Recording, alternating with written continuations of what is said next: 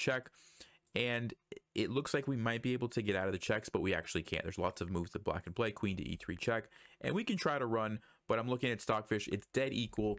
There's lots of different checks. Let's say Queen e2 check, and ultimately it's going to be a perpetual check. There's no way that we can actually avoid black's queen. Okay, so that also leads to a draw. Now, if at any moment during the pawn race, let's just say b4, e5, b2, e4, we try to use our king, it doesn't help us for the same reason that I showed before. Black's king is always just one step away.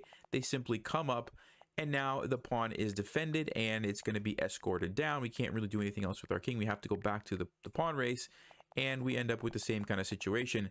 Black. So if we go for the pawn race, like I mentioned, watch what happens back, which is good. But remember the queen to g3 check move, which forced the queen trade? We don't have it anymore. And that queen trade was important because without d1 forcing the queen trade. So regardless, we forced the queen trade, and believe it or not, this is a winning endgame, and I'll just go ahead and show you that.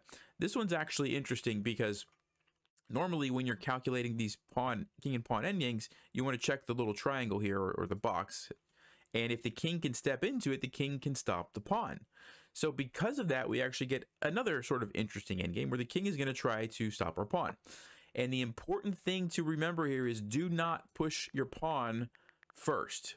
Because if you push your pawn too far, the king is just going to go capture it and your king is too far and it's a draw, right? So what you want to do is use your king to help. So king to c2, black's going to come over. Let's just say king to f6. We're going to come up. We're going to come up. And you want to get in front of the pawn as quick as you can.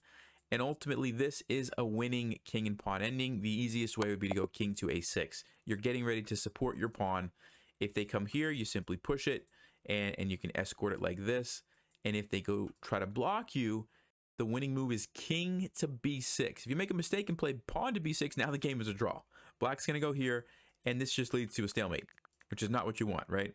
But what you need to do is get the opposition, and then you force the king out of the way with king to c7, check, and you do have to be a little careful. You don't want to go here and get a stalemate, but you just push the pawn and you get the queen and you win. So pretty involved puzzle. If we go all the way back, there was a lot happening, right?